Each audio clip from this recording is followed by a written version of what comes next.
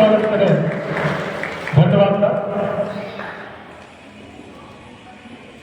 अधिप्रिय अतिथिगण, मंच में उपस्थित अतिथिगण, इस कार्यक्रम को आयोजित करने वाले प्यारे भाई और बहनों, यहाँ बैठे हुए माता पिता हो और प्रिय देशवासियों, मैं आप लोग के समक्ष 5 मुख्य बातें रखने वाला हूँ। ध्यान से सुनिए। एक हमारे लिए बहुत काम की चीज़ है जो मैं आप लोग के समक्ष रखने वाला हूँ। सबसे पहले मैं ऋषभ पंडित जी के बारे में बताऊंगा। आज हमारे बीच में मैं आप लोग के समक्ष 5 बात रखने वाला हूँ। सबसे पहले ऋषभ पंडित जी के बारे में, दूसरा अम्बेडकर जी के बारे में, तीसरा संविधान के बारे में, 14 मनुस्मृति के बारे में, 5वां हम यहाँ आए, हम क्या फैसला लेकर हम क्या लेके जाए, उसी से मैं बताना चाहता हूँ। कृपया ध्यान से सुनिए। ये बिरसा मुंडा जी का जन्म वर्ष 1875 में उली हथुआ स्थान पर, जो रांची के बगल में लगे हुए छोटे गांव में हुआ था।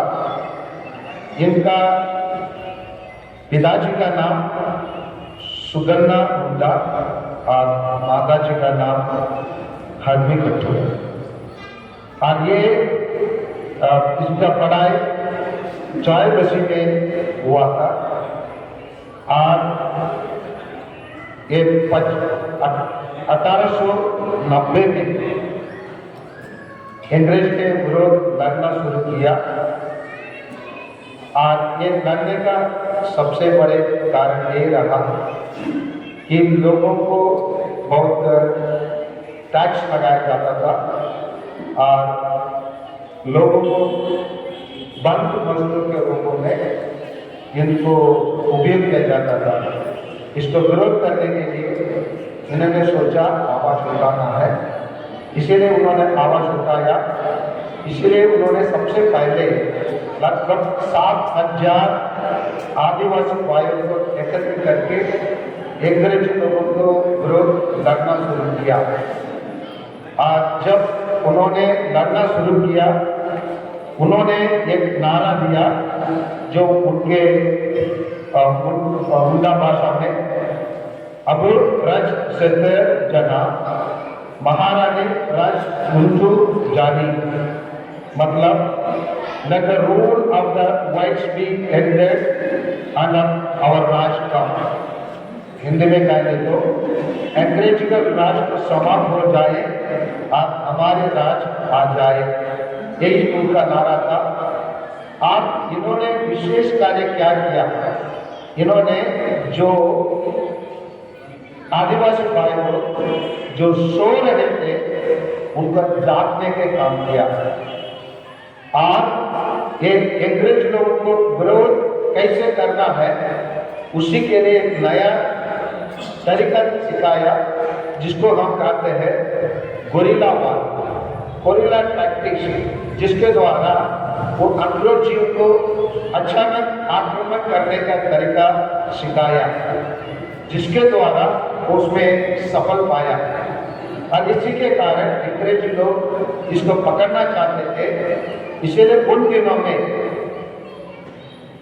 मतलब 1890 में घोषणा किया, अगर कोई इसको पकड़वा देंगे उनको 500 रुपया दिया जाएगा। हो सकता है आज के मूल्य में वो 5 लाख रुपया हो सकता है। हम जानते हैं हमारा भारत देश अगर बिगड़ा है तो सबसे बड़ा कारण विश्वासी गाते हैं। पृथ्वीराज चौहान को ले लीजिए या कोई भी नेता को ले लीजिए, उनके पीछे पकड़वाने के लिए कोई हमारे देश के लोग विश्वासघात किए। उसी प्रकार कोई एक व्यक्ति ने 500 रुपया के लिए उसको पकड़वा दिया और उसमें जेल में डाला गया। और जेल में वो उसको पॉइजनिंग करके जहर पिला के उसको मरवा डाला गया। ये इनका सारांश है। वीर बिरसा मुंडा से हमें क्या सीखना है? अंत में मैंने जैसे बताया, हमको क्या रेजोल्यूशन लेके हम घर जाना है। उस रेजोल्यूशन में मैं बिरसा मुंडा को फिर वापस लेके आऊँगा। ये बिरसा मुंडा है। बगल में हमारा डॉक्टर भीमराव अम्बेडकर है। ये भीमराव अम्बेडकर के बारे में हमको जानकारी है। हम बच्चों से पूछना चाहता हूँ, बच्चों लोग आप लोग जानते हैं बिरसा मुंडा कितना डिग्री किया है पढ़ाई? जानते हैं आप लोग? कितना डिग्री मतलब जानते हैं? जैसे बीएससी, बीए, बीकॉम, बीएड, इसको डिग्री कहते हैं। इसको उन्होंने 32 डिग्री पाया। क्यों पाया? क्योंकि अपने लोगों में उन लोग अज्ञान थे, पढ़े लिखे नहीं थे। इसलिए पढ़े लिखे नहीं थे, इसीलिए जो पढ़े लिखे थे वो लोग अधिक लाभ पा रहे थे, अधिक अन्याय कर रहे थे, अधिक इन लोगों को जबरदस्ती उनको अपने अधीन पर रख के काम करवा रहे थे। इसीलिए अम्बेडकर ने सोचा, जब तक मैं पढ़ाई नहीं करूं, उन लोग के बराबर में नहीं आऊं, मैं इन लोगों को हरा नहीं सकता हूं। इसीलिए उन्होंने पढ़ाई किया। पढ़ाई करके वो आके संविधान बनाने के समय पर चेयरमैन बना। और चेयरमैन बनने के बाद उन्होंने जब जहां जिसके कारण से उसको गुलामी में रहना पड़ा, छुआछूत केला गया उनके साथ, उसी के विरोध उन्होंने आवाज उठाया। और इसीलिए वो मनुस्मृति जो हमारे देश के मुख्य धर्म के लोग उसी को संविधान मानते हैं, उसी को उन्होंने जलाया। क्यों जलाया? उसके बारे में, मनुस्मृति के बारे में बताने के टाइम पर मैं आप लोगों को बताऊंगा। आज अम्बेडकर यही जाना, जब तक मैं ज्ञानी नहीं बनूंगा, मेरे ज्ञान के बिना जो समाज में होने वाला लड़ाई मैं लड़ नहीं सकता हूं। इसीलिए उन्होंने क्या किया? वो अपने आप को ज्ञानी बनाया।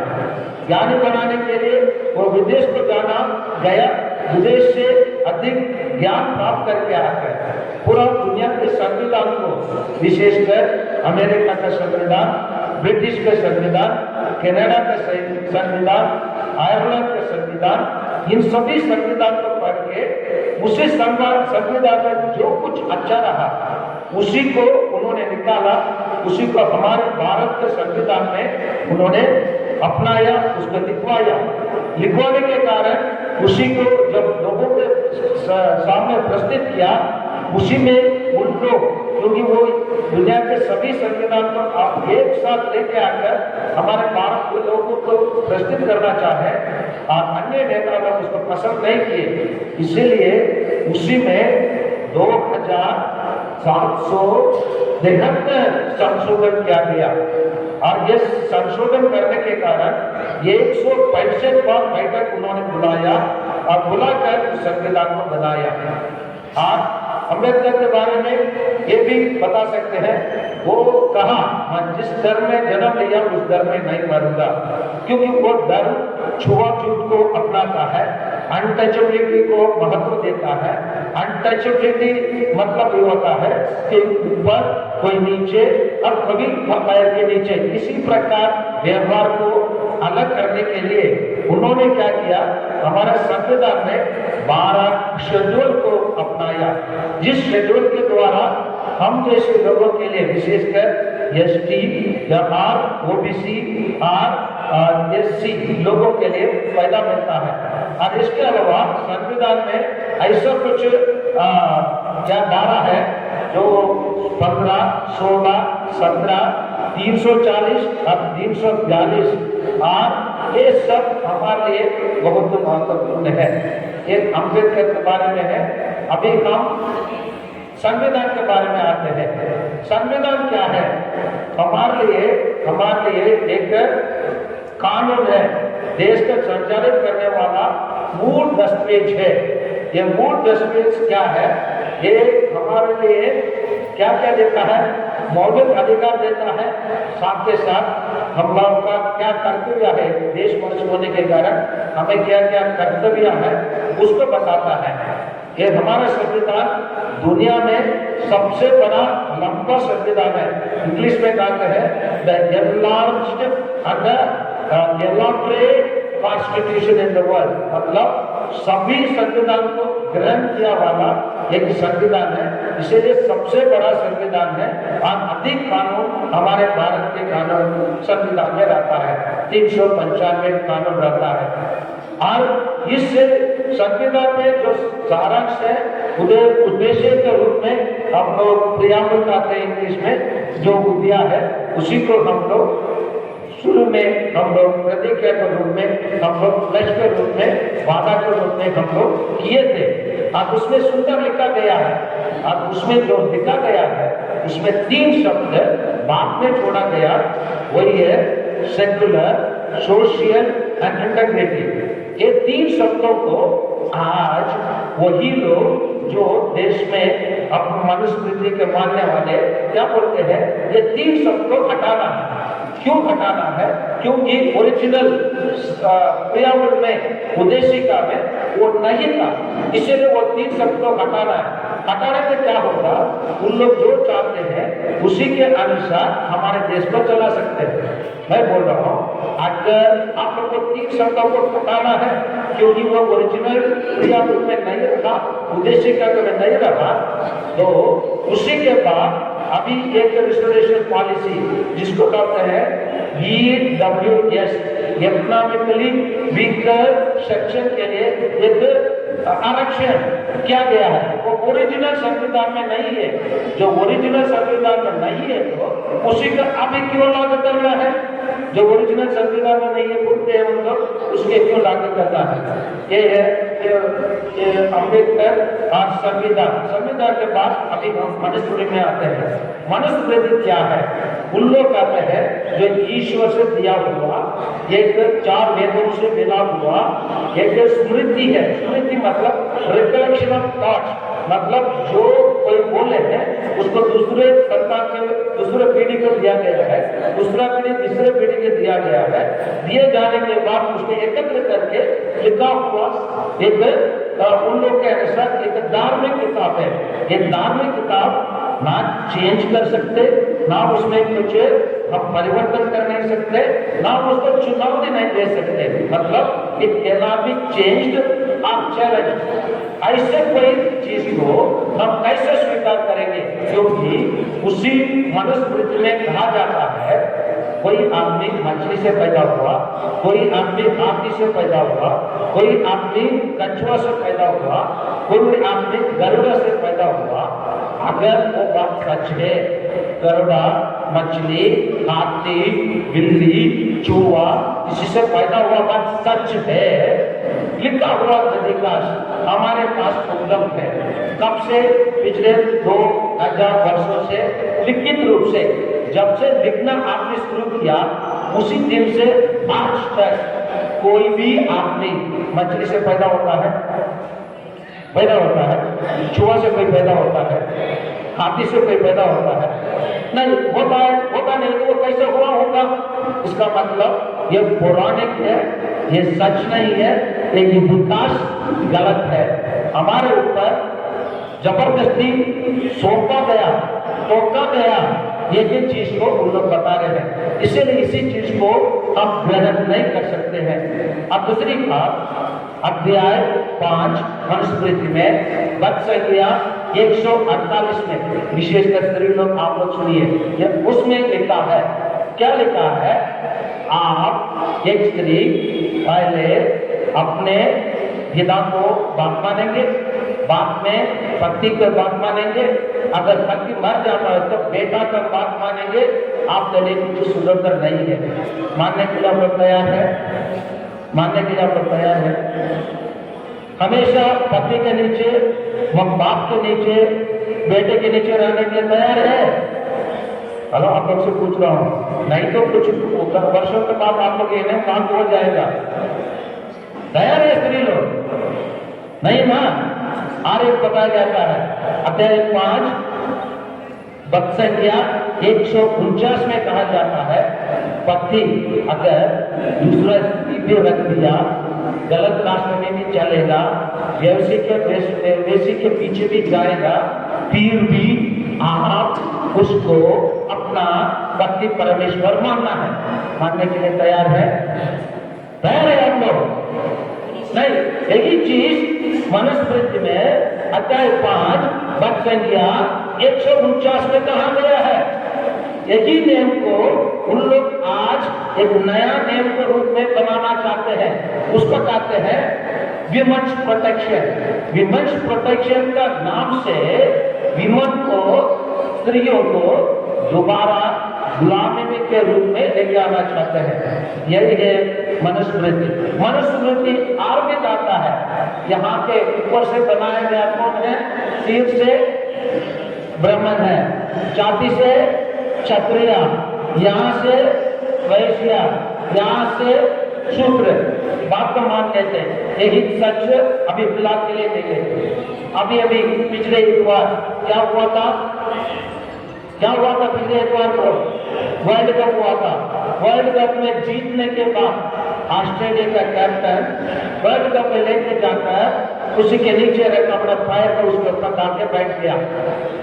बैठने के बाद पूरा दुनिया में और विशेषकर इंडियन टीवी में एक बात चलने लगा, वो क्या तो अपमान कर दिया वर्ल्ड कप को। जो भारत के लोग भगवान समझते हो उसका अपमान किया, मान लेते हैं, अपमान किया।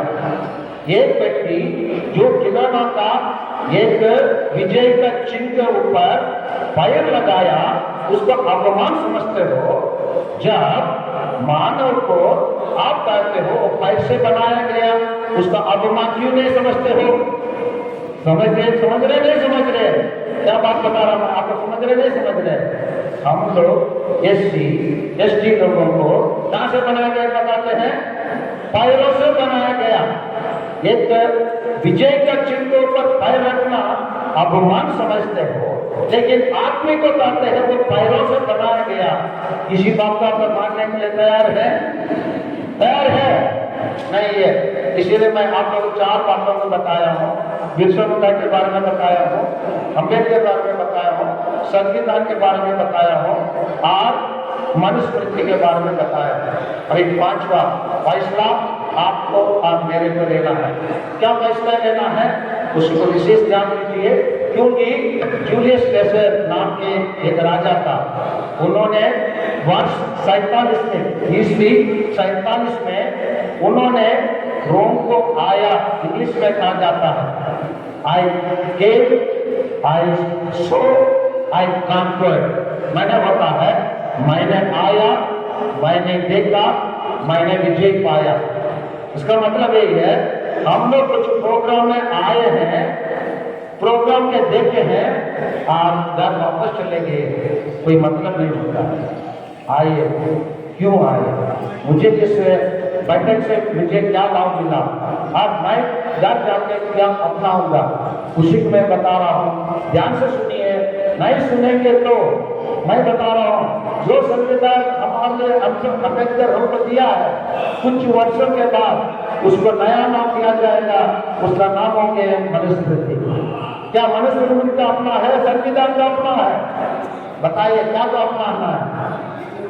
क्या का अपनाना है? बताए सब क्या का अपनाना है?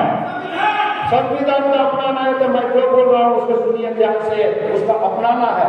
क्या अपनाना है उसको मैं बता रहा हूँ। तो इसके बिना आप लोग भक्तों साहब हम छुआछूत फिर हो जाएंगे। सबसे पहले हमको संविधान को पढ़ना है। इंग्लिश में कहता है ignorance of constitution, ignorance of law. मतलब संविधान का अज्ञानता कानून की अज्ञानता। कानून का अज्ञानता रहेंगे तो हम कानून जानने वाला व्यक्ति से कभी बात करने से डरते नहीं डरते? अरे उसे बात मत करना है, तो वो कानून बात करता है, बोलते नहीं बोलते क्या? इसलिए सबसे पहले हमको क्या जानना है? हमको सबसे पहले क्या जानना है? संविधान को जानना है। संविधान थोड़ा भाई लोग, हेलो सर, हाँ ठीक है, लाइट जलाइए, थोड़े से ध्यान दीजिए, ये गंभीर बात नहीं, बातों को समझ कर रहा हूँ। हम लोग को क्या जानना चाहिए? संविधान को जानना है। संविधान में रहने वाला कानून 355 के ज्ञान हो और 12 शेड्यूल की जानकारी हमारे पास उपलब्ध होना है, नहीं है तो अज्ञान बन जाएंगे। अज्ञान बन जाएंगे तो जो जानकारी लोग है वो आगे सब कुछ लेके चले जाएंगे। दूसरा है हम लोग का करना है, ये चैलेंज है, इंटर कास्ट मैरिज करना है। ये अम्बेडकर ने वकालत किया, क्या बोला? अंतर विवाह, अंतर विवाह, इंटर कास्ट विवाह। इंटर कास्ट विवाह होंगे तो जब तो हम जातिवाद को क्या कर सकते, नष्ट कर सकते। इसीलिए आप लोग अपने घर में अपने बेटे बेटी के लिए लड़की ले रहे तो लड़का के लिए लड़की ढूंढ रहे तो या लड़की के लिए लड़का ढूंढ रहे तो आप लोग इंटर कास्ट मैरिज को अपनाइए। मैं जो बात बता रहा हूँ आप लोग संदेश वाहक बनना है। तीसरा है आप लोग बच्चों को ज्यादा ये करने के लिए बताए, इंजीनियरिंग करने के लिए, डॉक्टरेट करने के लिए और बड़े बड़े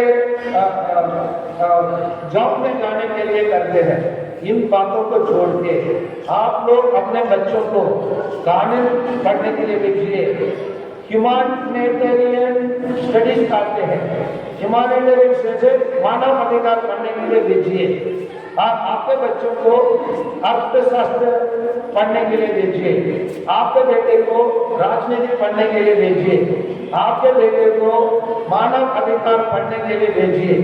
अगर आपके बच्चों लोग इसमें जाएंगे तो आने वाला घटनाओं को, आने वाला जो मतलब हमारे पास बहुत बड़ा चुनाव भी है, उसी को आप लोग सामना कर सकते हैं। आज चौथा है आप लोग राजनीति में आना है, आप लोग बिजनेस में आना है। कितने लोग आप लोग राजनीति में है?